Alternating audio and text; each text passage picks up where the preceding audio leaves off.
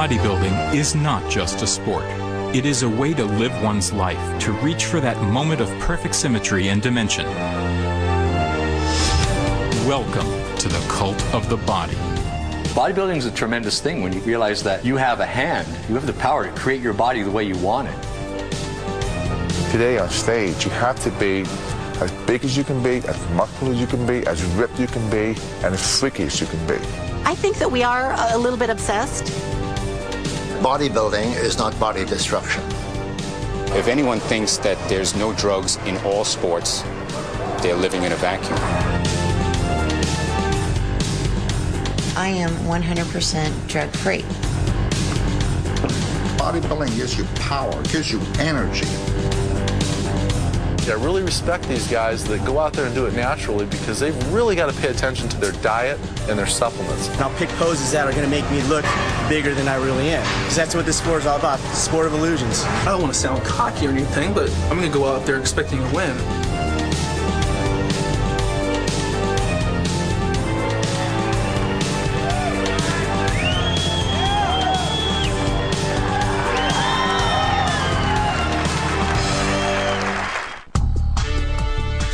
Each year, thousands of people from all over the world gather for the ultimate bodybuilding competition, Mr. and Ms. Olympia. The Olympia Expo hawks fitness products, and celebrity bodybuilders are on hand to inspire hungry fans. Whether you're a fitness buff or a 98-pound weakling, the Olympia delivers muscle, mass, and mania. This is our Super Bowl bodybuilding and fitness right here.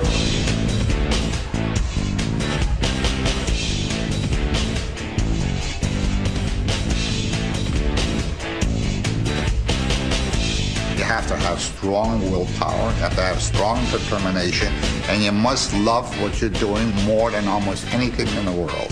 With the pros, it's a whole nother ballgame because you're talking about working with the elite athletes in the world, the best. The guys you see at the Olympia are the top 13 or 14 elite athletes in the sport. And when you qualify for the Olympia, you enter the elite group. You have to feel great, and you have to let everybody see that you know you feel great and that you are great. Backstage at the Olympia, athletes pump blood into their muscles, tan and oil their bodies, all in preparation to show off the quality and size of their physiques. Tanning is really one of the things that they're judged on. You got to understand they have to be really exaggerated tanning. You know, it's not just a normal tan like you and I have. It has to be really, really dark. It makes them glisten, and it really just highlights and defines their physique, so you can just see their definition. I'm the last person they see before they go up on stage, so it's very important that I make them look their best. They're presenting that total package, therefore I must make sure every body part is completely in view. If there's too much oil in one spot and not enough on another, it's going to take away from their symmetry. It could do nothing but mess up their body, so all that time, effort, money that they put into their contest could be completely axed. A panel of IFBB judges await the start of competition. We judge them for their muscularity, for the symmetry, and their proportions and definition. There are 7 compulsory poses highlighting arms, legs, abdominals, and back. Each competitor tries to emphasize their strengths and hide their weaknesses. Size in itself won't make you win. The quality of the muscle itself won't make you win. It's a combination with symmetrical development. That's the key. Every part of your body has to be symmetrically developed to the other parts, and they all have to be at their top level. If somebody comes in with a huge, massive chest and massive biceps and shoulders, but they've got weak legs, they're gone. Symmetrical posing means you show the left and your right side of your body exactly the same way. Then we do a comparison where we put 2 or 3 fellows together. That's really where you can really get down to the nitty-gritty. Because everybody looks good by herself. At this level, these guys are all champions. So when you see them by themselves, you're going to say, wow, this guy's great, this guy. You put them together next to each other, and that's where you decide who's first, who's second, who's third. What goes on in the pose down, it's a culmination of all 3 rounds, and it's the athletes trying to outdo one another. So if one guy does a pose, the other guy's saying, look, I can do it better, and he's trying to prove to the judges, I'm better than this guy. The pose down is where the bodybuilder's charisma and confidence shines through. It is a free-for-all, and the audience loves it.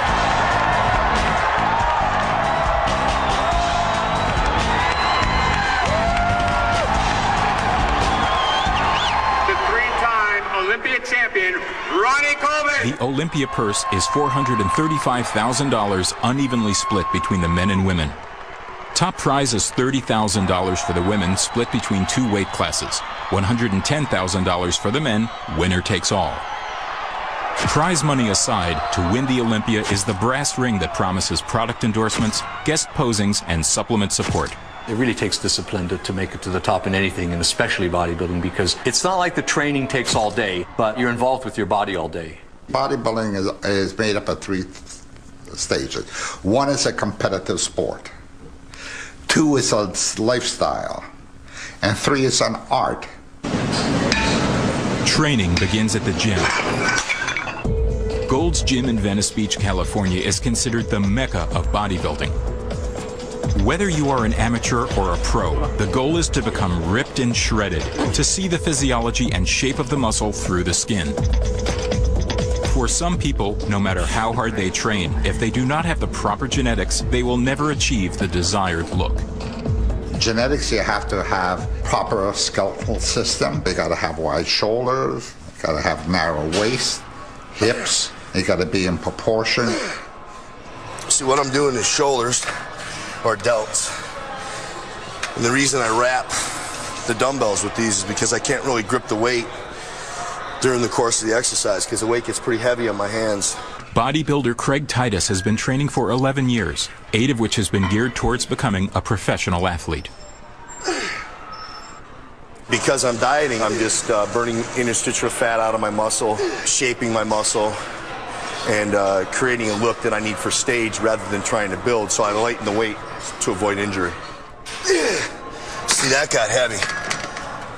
That got heavy as hell. The idea is to sculpt your muscles to fit your skeletal frame, to have the least amount of body fat in proportion to actual muscle size. Heavier weight creates more mass. Less weight with increased repetitions creates more definition. This past year was the biggest I've ever gotten. It was 274. I'm 5'9". I still have to put another 15 pounds of muscle on. The amateurs, I mean, they're just so hungry because they want to get to where, you know, like the Ronnie Colemans and the Flex Wheelers and the Chris Cormiers and the Nassers and all these, you know, the guys that they're idolizing in the magazines. Amateur bodybuilder Travis Wojek trains alongside the pros. At age 20, he is just entering the sport on a competitive level as a natural bodybuilder. It's a tough thing coming into the bodybuilding world because everybody tells you what you should be doing. And coming in, especially as an amateur and as a beginner, you have to realize that everybody's an expert. Everybody's an expert on their own body, and you have to find what works good for you. This exercise here is one of the greatest isolation bicep workouts with the elbow against the leg. Keeps it in a position where it's always tensed. So the veins coming out real nicely here. It means they like this exercise. Across town, Stan McQuay starts his day at the gym. Trying to wake up. Like Travis, Stan is a natural bodybuilder. Dying today. After attaining 3 black belts in the martial arts, Stan has been building muscle for 10 years. This year, he turns pro. Bodybuilding is definitely growing in the aspect of different types of people. Come on, wake up. Especially now that the natural shows are coming up, you don't have to be a freak anymore, and they can see that, hey, we can just take natural supplements and compete. I'm not trying to get big and huge, you know. I try to stay nice and symmetrical, still pleasing to the average person, so that when they come to a competition, they can actually say, I'd like to look like that, and it is easily obtainable. Not easily, but it is obtainable. I see definitely a push for natural bodybuilding. I see guys that are training in the gym, they want to look cut, they want to look muscular, but they don't want to look huge. First of all, it's the hardest sport in the world to turn pro at. When you're professional, you can make money at it. And when you're amateur, you don't. Basically, the difference is when you become a professional bodybuilder, you get paid for absolutely everything you do. Photo shoots, magazine covers, endorsements, guest posing, seminars, guest speaking, and even your prize money. And as an amateur, you don't get paid prize money. In several weeks, Travis Wojek and Stan McQuay will be competing in the bodybuilding competition, Muscle Mania. Open to amateurs as well as professionals. Its distinction is that it is a natural bodybuilding contest. I qualified to become a pro back in May in New York. and I'm entering this competition as a pro. So it's going to be a little bit different, a little more pressure.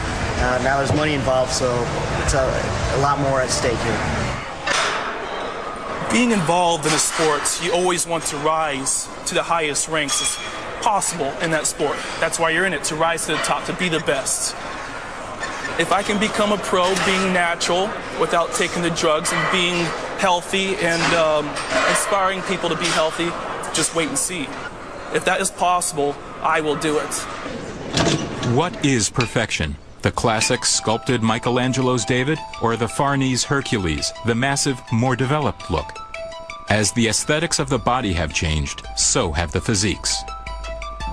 Now, bodybuilding has always been dominated by the heavily massive developed physique.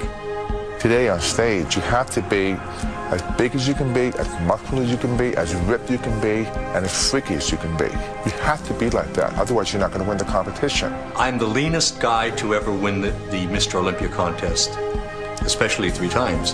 When I won it, at 5'9", I weighed 190, between 185 and 190. Today in bodybuilding competition, if you're not 250, you're considered thin.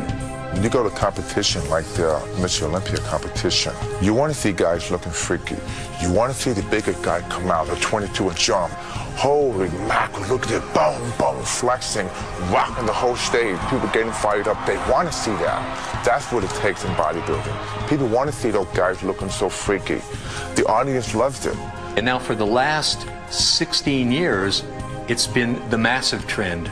Nobody is concentrating on developing symmetry of proportion, shape, and definition anymore. If you take a bunch of guys, like 20 guys that weigh 190 pounds, 200 pounds of beautiful symmetry, you're going to get this. Because people want to see the big guy. They want to get excited to see the huge muscles like a cartoon.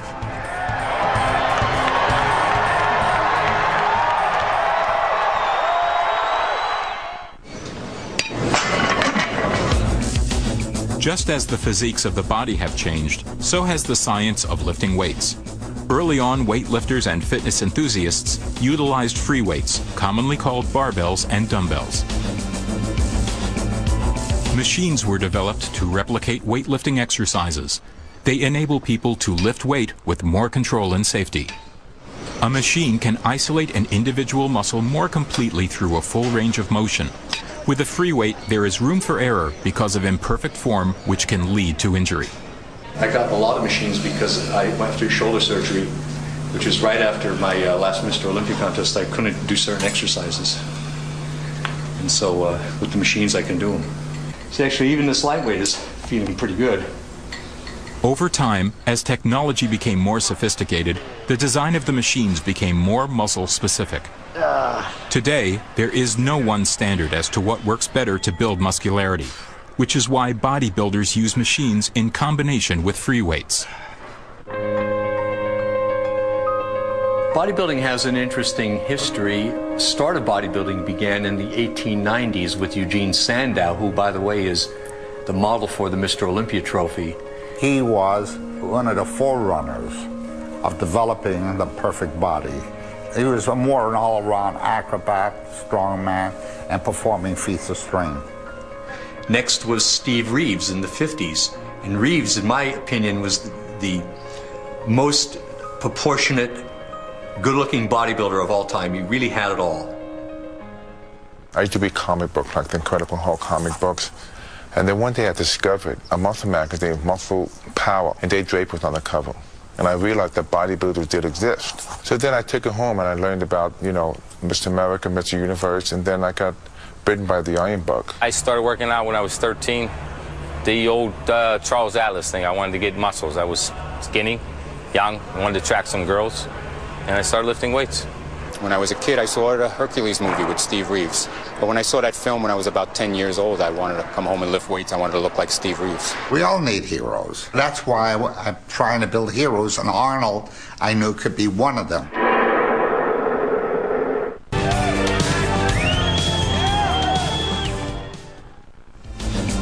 My relationship with Arnold and him with me is the complete story of my life work.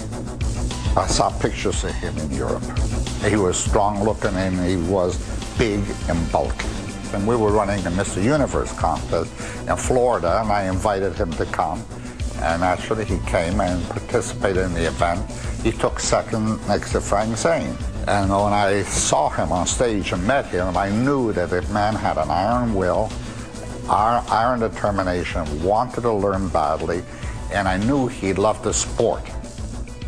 1968 for the Mr. Universe, when I beat Arnold, I guess that was when I made my mark in bodybuilding. And Arnold, he had just come to America. He was still very young. I think he was only about 21 years old. Couldn't speak much English and was what we call in bodybuilding smooth. He didn't have much definition. I think I was with him for a week after the show. I showed him how to pose, how to control his muscles, and so forth, and he really greatly improved, because he had a lot of muscularity, but he didn't know how to show it. And I said, Arnold, would you want to go to California? If I can send you to the old original Gold Gym, where a lot of our champions were training, you would be among them all, and you would be able to pick up a lot of their training methods and ideas and so forth. And he said yes. But Joe Weider told me, he says, he thought that Arnold would be the greatest bodybuilder of all time and for a long time. He dominated the sport for many years. Arnold did lots for bodybuilding. I'm looking to build a classical looking body such as the bodybuilders back in the golden era of bodybuilding, back in the 70s, back when Arnold ruled, and of course he still does. His presence is always around. Here in the gym, Gold's Venice, touching the same weights that he has touched, sends a bolt of electricity through your body. I pay $535 for this 350 square foot room, 2 blocks away from the beach, 10 minutes away from Gold's Gym Venice. I get so happy to eat my food. This is my second meal of the day. Already had my rice. This is my chicken. I wake up in the morning. I plop down from the skyrise, grab my burner, and I walk on over into the bathroom, plug it in, turn it on, come over here. I boil my eggs. I have 7 eggs, 2 whole eggs, and 5 egg whites. 3, 6, and 7.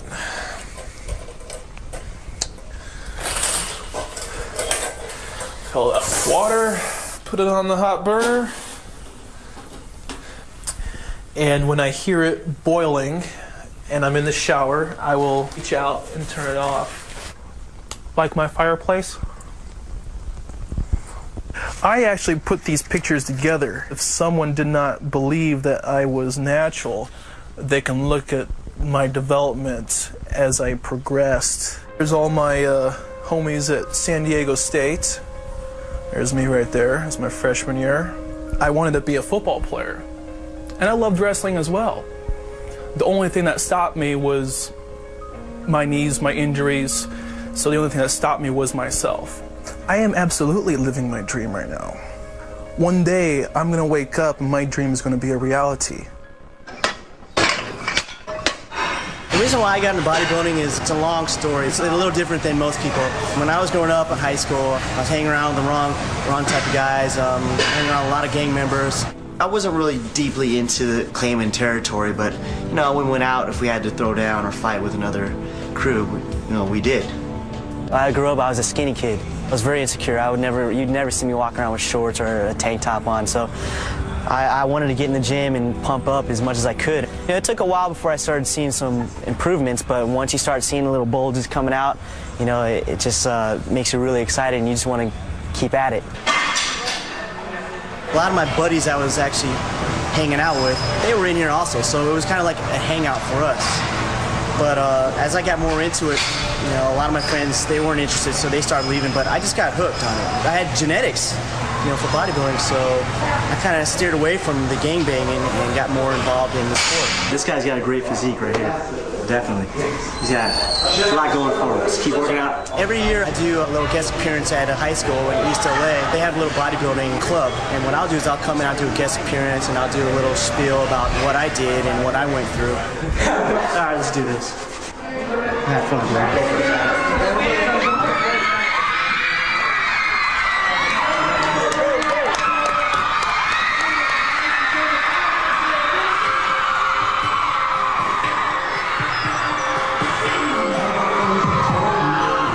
rippling muscles on male bodybuilders inspire admiration and attract a strong fan base. However, take that same aesthetic and put it on a woman's physique, and you have a different story.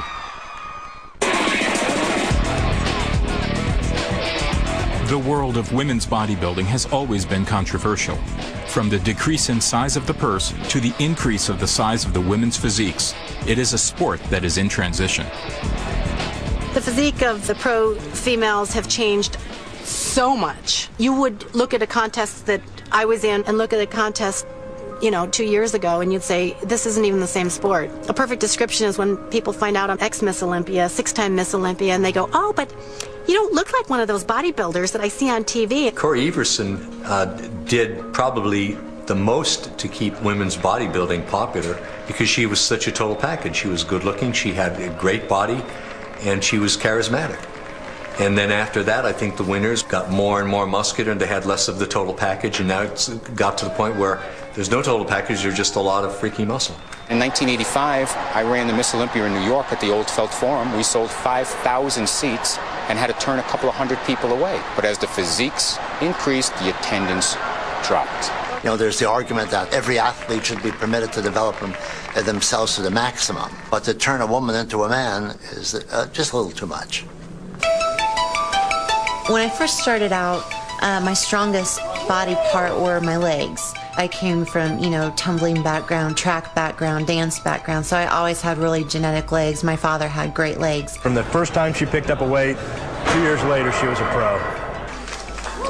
My husband is my trainer, and we worked very, very hard to just bring out that overall package where no body part stood out from another body part.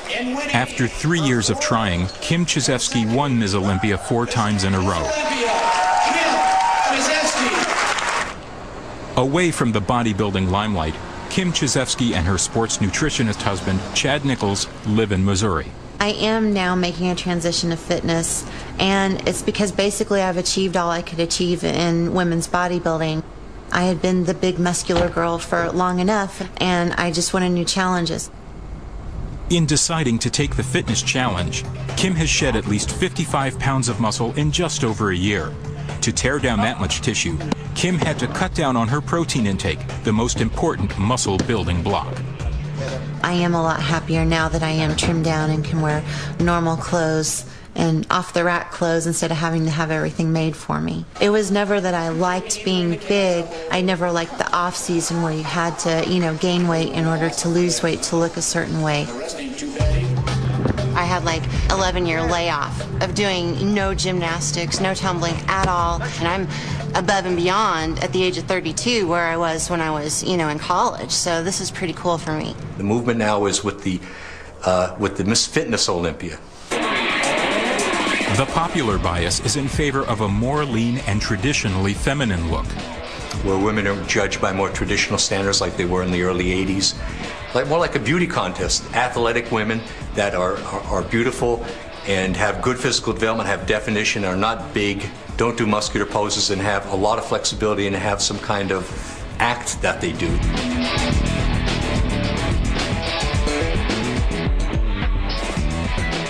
The prize money is up in the Miss Fitness Olympia compared to the Miss Olympia.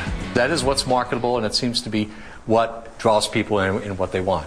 I think there's a turnaround coming, and I think this last year was the year that's going to make this turnaround happen. I think the judges and the public and the Weeder magazines, I think everybody is saying enough is enough. We are going back to what we had 10 years ago. Come on, Lisa. It's funny, looking back on it now and getting that big, is like I wasn't looking in the mirror at myself, so I couldn't really see how big I was getting. But now looking back and I compare, and I'll be like, Lord, I was huge. Professional bodybuilder Lisa Lewis has been referred to as an Amazon. At a height of 5 feet 10, during the off-season she weighed in at 205 pounds. In competition, her weight was 193 with 3% body fat. I'm 180 now. I like to come in competing at 160. The criteria is changing. They don't want the big girls anymore. They want us more defined, more detailed, simplifying our looks. I think the change is good and healthy for the sport, but I don't think that they're realizing that you can't tear the muscle down overnight. Today, bodybuilding is a billion-dollar fitness industry. Where did it all begin? The name Weeder is synonymous with fitness and health. Right. Okay. So how to get people off the phone. Joe Weeder is credited as the founder of the modern bodybuilding movement. I always enjoy it. You know, when you love something, you just love something. It grows on you. In 1940, along with his brother Ben, Joe created a self-published newsletter devoted to fitness, Your Physique. When I told my mother I was going to publish a magazine, I must have been around 17 or so, she thought I was crazy. She says, "You going to be a publisher?" But eventually, we got it all together. It was mimeographed in our own home and put together and brought to the newsstands to be sold. And I got renewals. Buddies subscribed, and I began to build up a little mail order list. And then we started to manufacture barbells and chest expanders and benches. So when I began to sell the barbells, I was making profit. So I took the profit from my magazines and the barbells, pooled it together, and published better and better magazines. Today it's called Muscle and Fitness. From humble beginnings in Montreal, Canada, their grassroots enterprise has mushroomed into a multi-million-dollar empire that provides fitness-related products to over 60 countries throughout the world. This is a billion-dollar industry. Most people don't really understand that. Today, the nutrition and supplement industry is thriving. Inspired by bodybuilders, the fitness craze has taken the public by storm. From protein powders to fat burners, vitamins and amino acids, the science of nutrition has become as important as the workout itself. When you get involved in bodybuilding, you want to compete, you learn so much about your body, about every muscle, food, calories, everything. Although it takes years to train, it is the last 4 months before competition that are the most extreme in terms of nutrition and sacrifice. This is when the dieting begins. Nowadays, people are smarter too with competing, where you don't starve yourself of everything. You have little bits of things that to maintain not having to go over the edge and binge. It's an incredible amount of work, and they have to get obsessed with themselves in order to do that. They are the masterpiece, so they have to be obsessed with themselves. Everything the bodybuilder ingests is taken into consideration for gaining muscle or losing fat. I'm going to go buy my food for the week since I'm preparing for the Muscle Mania. Got to eat. The off season is basically trying to gain as much weight to get as big as you possibly can. So then when you start your pre-contest diet, basically you're dwindling down, trying to save as much muscle, but at the same time you're trying to take off as much fat as you possibly can. Right now I'm looking for some steak. I like to take in some beef about 3 days a week to keep my calories high. I look for stuff that's really lean and inexpensive, of course. I usually go through about anywhere from 8 to 10 breasts a day. Broccoli, 3 pounds of broccoli. I go through this in about 3 to 4 days. I'm eating anywhere between 10 to 20 eggs per day. That's egg whites without the yolk. These guys pack on incredible amounts of muscle, and a lot of that is attributed to high-protein diet. Bodybuilders can eat in excess of 400 to 500 grams of protein daily. That is 6 times the normal intake. On top of that, to burn fat, they increase their metabolism by eating 6 to 8 meals a day. When you train, you're breaking down the muscle, and your body will strip amino acids from the muscle. So you've got to take a certain amount of protein to kind of counterbalance that. The hope is that you're taking enough protein in as you break down the muscle, that now the muscle is going to rebuild itself bigger. And so everybody that's coming in here day after day after day is breaking down muscle, trying to rebuild it so it's bigger and bigger. When I walk on stage, I will be polished and professional, and my physique will be absolutely complete because of my conditioning. I make sure that I'm absolutely as low in body fat as I can be before I walk on stage. Anybody can come in and train and lift weights and put on a lot of muscle. But when it comes to bodybuilding and showing what you've done that whole year, if you didn't get your diet down or your nutrition isn't perfect, whatever you've done will never show on stage because of the diet. It isn't right on the money.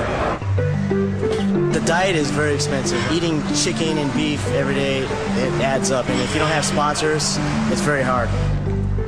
Food alone is probably in the area of $600 to $800 a month. On top of that, all of your supplements, protein powders, your meal replacements, it's going to run you probably somewhere around $300 to $400 a month on top of all of your grocery bills. So it's not a cheap sport for sure. Supplements are very important to bodybuilding. Whether you're a professional bodybuilder or an amateur just starting out, A lot of the proteins and the nutritional products that are sold in bodybuilding stores, I mean, they're there for a reason, because they can actually supplement your diet cheaper and more effectively a lot of times than a meal can. When you work out day after day, there are 3 basic supplements that are the foundation of building muscle: protein, glutamine, and creatine. For instance, many of the protein powders contain 20 or 30 grams of protein per serving. Well, your typical chicken breast has between 20 and 25 grams of protein. An egg white only has 3 grams of protein. You have to eat 10 egg whites to get 30 grams of protein. Glutamine acts as a great muscle cell volumizer, and once again, I would definitely recommend it for people wanting to gain or lose. It also acts as a cell detoxifier. Creatine is a tried and proven nutrient that definitely enhances size at the cellular level, meaning it actually pulls fluid into the muscle cell, which is very similar to a steroid, but this is very natural and very safe. Just as important as nutrition and supplements, water plays a huge part in how a bodybuilder can manipulate his training to achieve that ripped and cut look. So your muscle's 70% water, and people forget this while they're training. So we're constantly drinking water. At least I am, anyway. Pre-contest, I usually try to get in about 1.5 gallons to 2 gallons a day of just water.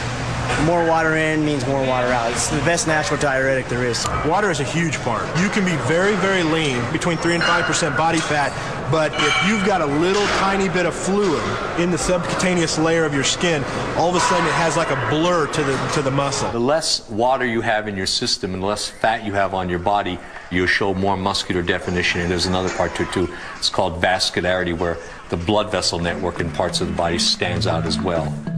The goal for most bodybuilders is, like you see, like in the gyms, the anatomy chart, wanting to achieve that paper-thin look so you can see every individual striation of muscle. Basically, striations are when you flex,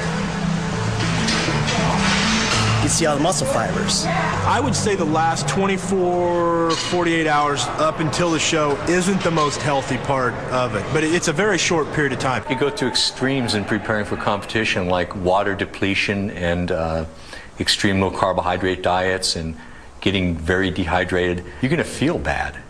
A lot of guys will go 18 to 20 hours with no water whatsoever. What usually ends up happening is they're just drinking so much water, and then when they stop it, they just stop it. If you think you're in the worst shape of your life on stage, what's everybody else going to think? You have to feel good. You have to feel good about yourself, and you have to feel energy. The physical sacrifices that athletes choose to endure can eventually cause permanent damage to their internal organs. Why take the risk? But some bodybuilders take it too far. Because everyone wants to win. Everybody's looking for that little edge. And it's very difficult because if you're slightly off on the day of the competition, you're talking about a whole year's training down the toilet. It can make a difference from 4th place to 1st place. They would resort to anything, not bodybuilders, everybody, to get to be the best they could be. Anything to be the best? To win? The use of steroids in all sports is the dirty little secret that is not so secret anymore. What we do for a living is show off our muscle, and it's obvious what we're doing to get that way.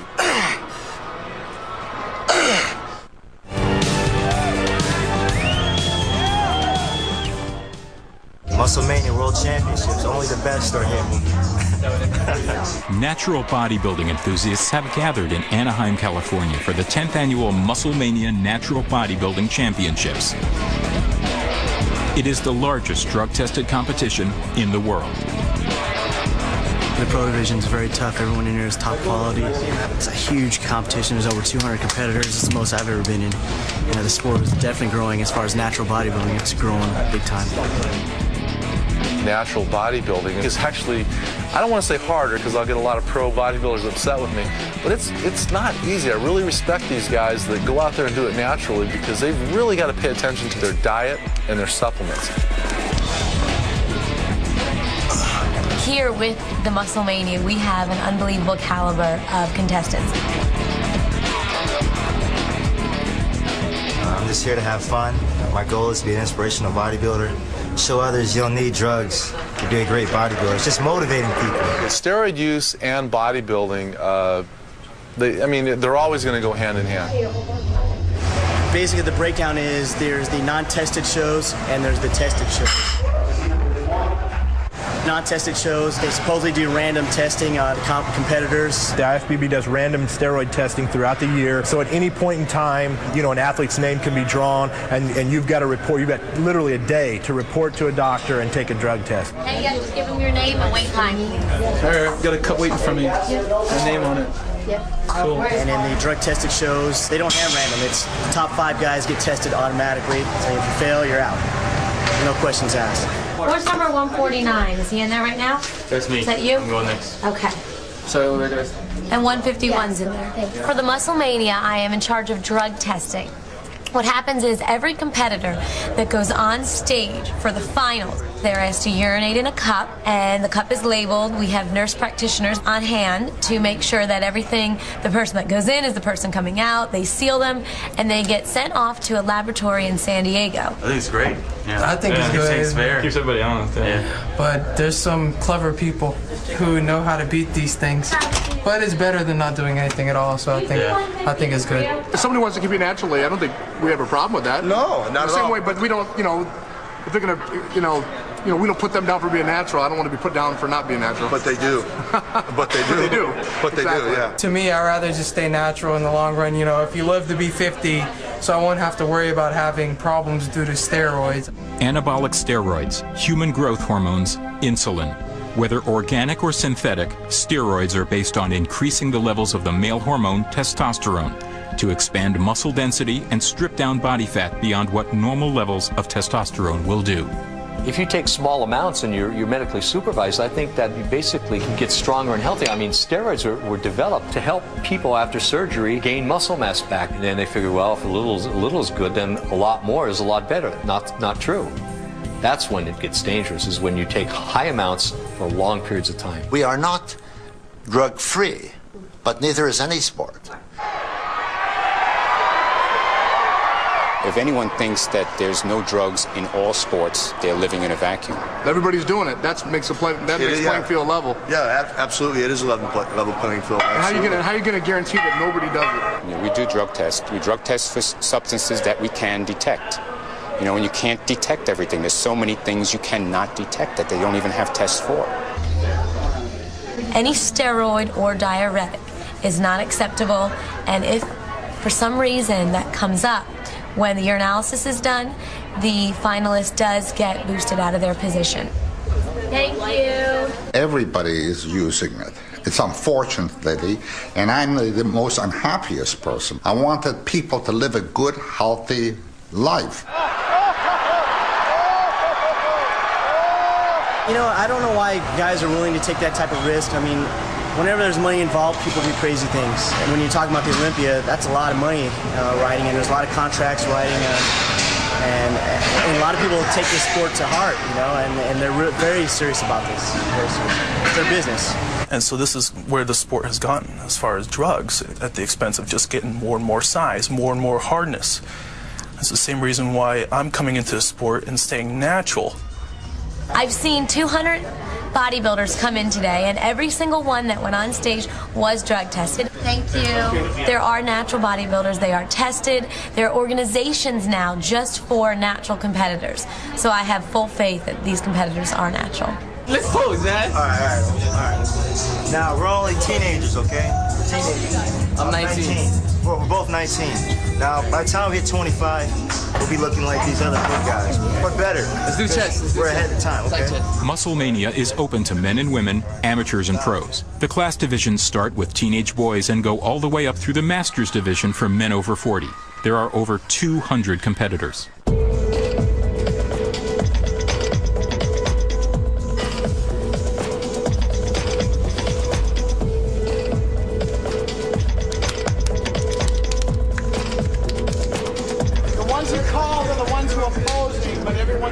The camaraderie here is really good. Everyone helps each other. That's what's great about it. We're all friends. I don't want to sound cocky or anything, but, you know, at the same time, you got to be confident as well. So, I mean, I'm going to go out there expecting a win. This weekend, Stan and Travis are competing in their respective classes, professional and amateur junior division. As a pro, Stan has the possibility of walking away with $10,000 in cash and prizes, while Travis, as an amateur, has the glory of the title, which gets him one step closer to turning professional.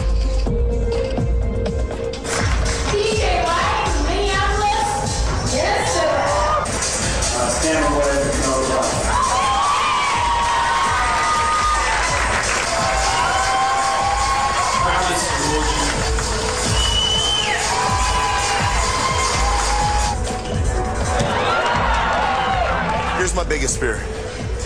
You've got 40 guys in the show, and what they do is they line us up on the side of the stage, and there might be 1,000 people sitting in the audience looking at us in our underwear, basically.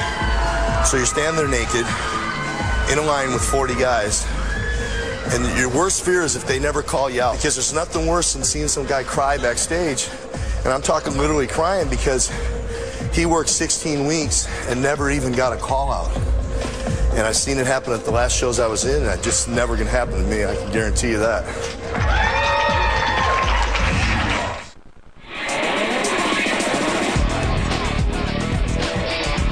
At Musclemania, 200 competitors are narrowed down to the top 5 in all 14 divisions. The natural bodybuilders go through 4 rounds of competition: initial class lineup, compulsory poses, symmetry, and finally, the pose down. Last week, everyone and their grandma was trying to give me advice. Oh, Travis, do this, don't do that, don't do this. Travis Wojcik poses down with the amateur junior heavyweight division, young men ages 19 to 22. I've won plenty of times in my life. I know what it's like. This is the first sport that I've got into that's a subjective sport. Every competition I come into, I knew I could progress more. Because of my age, my muscles are just going to get more and more mature. My skins get thinner and thinner and thinner. And so I'm looking forward to the future. Travis easily takes the first place win in the junior heavyweight division. The finalists for professional are number 2, Mike D'Angelo. The professionals at Musclemania are part of an elite class of natural bodybuilders and are invited to compete. Number 7, Stan McQuay.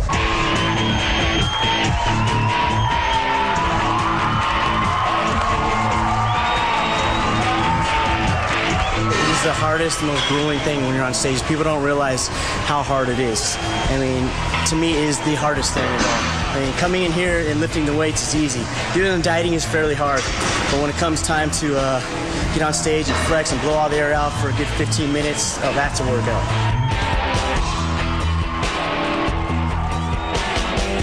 Oh, I'm burned out. I'm tired. I'm hungry. I'm hungry for a win. After narrowing down the top 5 to the final 2, the possibility of Stan McQuay winning is 50-50. My goal is to make top 5. I took second, so yeah, it's a big, to me, it's a win. So I'm excited. It's worth all the hard work, and now I get to go eat. Stan is greeted by his biggest fan club, his mom, dad, and girlfriend, Carolina. It's over, honey. I know, it's over. We get to eat now. We get to eat. Most bodybuilders, the first day after their first contest, they pig out and they eat everything in sight. And I did it. I ordered a 20-ounce porterhouse steak. Here you go. 20-ounce porterhouse. I'm ready. You're lucky man. We don't eat like this all the time, but every once in a while it's okay. When the competition is over, the crowds have all gone home and the diet has been broken. It is just a matter of days before the bodybuilder heads back into the gym to begin the cycle all over again. I really don't know as far as what direction I'm going. You know, I'm still new to the sport. I'm here to make some money just like everyone else. I get to travel around the world and help promote the sport of natural bodybuilding. Bodybuilding is opening people's eyes to what's possible for the body. It sets you up for a training experience the rest of your life. It is a world-accepted, a world-recognized sport activity. Bodybuilding has completely changed American culture. More gyms are open, more people are training, men, women. My dream was to come to California and be a world champion bodybuilder. That's what I wanted more than anything. That's where I'm sitting right now. Bodybuilding is about the process and the technique to take your body and mold it into perfection. Regardless of whether you consider bodybuilding a sport, a lifestyle, or an art form, The bottom line is that to be a bodybuilder, you must have discipline, focus, and an utter belief in yourself.